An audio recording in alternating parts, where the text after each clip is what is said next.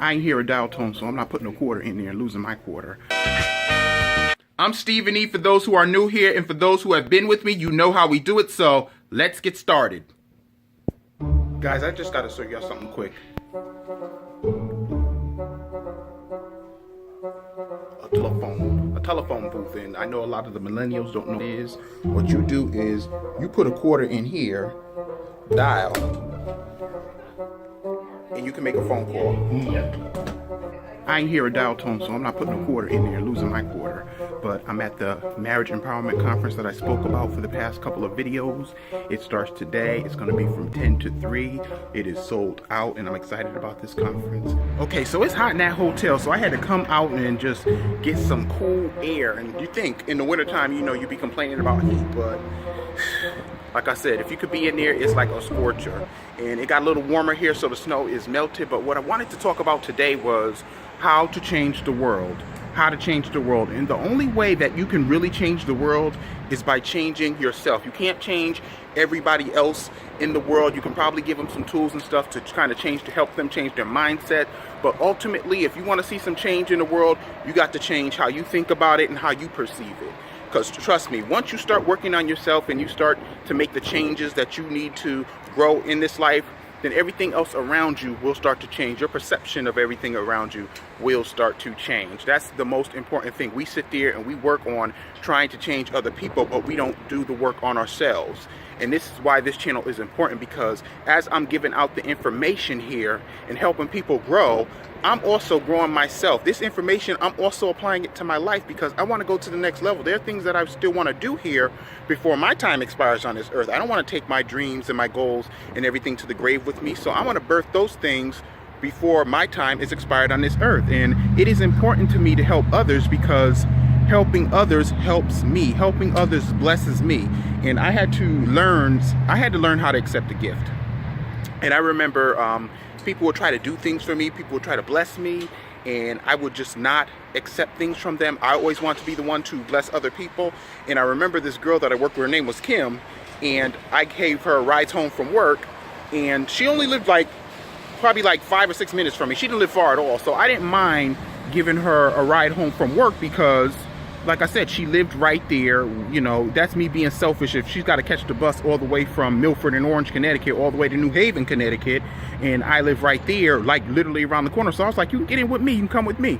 So I'm giving her a ride, and she said, Steven, I want to do something special for you. I'm going to cook you dinner. And I was like, no, you ain't got to cook me nothing. She's like, no, why can't I do what I want to do? And I'm like, whoa, whoa, whoa. It's just like, let me bless you. And I had to realize, and I realized this at this point in life. That was a long time ago when that happened, but at this point in life I realized that I was not letting her be blessed by blessing me, because sometimes you blessing other people is blessing you. So when somebody wants to bless you, let them bless you. Don't be afraid to receive the blessing from that person, or don't feel like, you know, you're taking advantage of them and all that, because by them blessing you, that might be their blessing, you know, being able to give back and stuff like that. So those things are very, very important. Being able to be a blessing and let others bless you as well back, because you may be blocking them from being blessed because they may have been instructed spiritually to bless you and to give to you, and you're stopping them from doing that. I'm out here looking out for Martina. Martina's one of the actresses that's supposed to be performing in one of the skits. She's performing in the second skit. I'm performing in the first skit, but we hope she got the right hotel, because this is the only name of this hotel, the Best Western, that we know in North Haven. So, like I said, I hope she ain't lost. Who gonna help her? She lost. Okay, this is the next day after the conference. It was an amazing conference. We all had a good time. I loved performing in the skits, and Demetrius and Danae Bennett were the actors that I got to perform within the skits with. They are new to acting. Actually, Danae has been acting for many years, and then she let it go to raise her family, and then she decided to come back to it. And what she said about it was that, you know, it was freeing, and it helped them out. It helped their marriage, and it helped them, you know, just kind of do something new, you know. And that's the one thing that I've always loved about acting, that you get to do something new, you get to be another person, you get to do stuff that you normally would not do in everyday life. And the one thing that I took away from this marriage conference is that, you know, nobody's perfect, no couple is perfect, that everything takes work. in that, you know, marriages have problems, but if you're willing to put in the work, you'll reap the rewards of it. And that's what I learned from the speakers. The speakers were Sana and Joshua Cotton, and also Bill and Brenda Moore, who organized the conference. They did an excellent job. We all had a good time. Everybody kind of just like felt relaxed. Everybody was just turning around, conversating, sharing, a lot of Q&A, and just like I said, the skits. And the skits that I like to do for these type of conferences, I like to do comedy. I'm an actor that just loves comedy, and I believe comedy, you know, is healing. Acting is healing, and it helps you let down your guard, because a lot of us feel like we're so guarded that, you know, we got to put on this perfect persona to let everybody know that everything's okay, when sometimes things are not okay. You know, we're all going through things. I'm going through things, you know, and it's okay to be going through things, and it's okay to let your guard down. It's okay to show that vulnerable side of yourself. You know, we're not all perfect. Our lives aren't perfect. Everything isn't going perfect. We all go through and struggle with something, and it's okay to kind of let that out into the world, because that is also healing, okay? And if you let that out into the world, nobody can hold something against you, because I think that some of us are afraid to let people know certain things about ourselves because we feel like they have power over us. But if we take back our power and we let it out there, then what could they have against you? What could they use against you? Nothing. Because you've already taken back the power.